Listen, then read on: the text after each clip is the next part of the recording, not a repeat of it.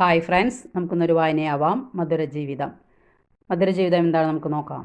മനുഷ്യരുടെ പ്രയോജനത്തിനായി ദൈവം ആകാശവും ഭൂമിയും സൃഷ്ടിച്ചു. മാത്രമല്ല, മാലാഖമാരെ ശുശ്രൂഷകരായി നിയമിച്ചു. അത് പോരാഞ്ഞിട്ട് യേശുക്രിസ്തു തന്നെ മനുഷ്യനായി അവതരിച്ച് മനുഷ്യവർഗത്തിൻ്റെ പാപത്തിനെല്ലാം തൻ്റെ ശുശ്രൂഷ വഴി പരിഹാരം ചെയ്തു.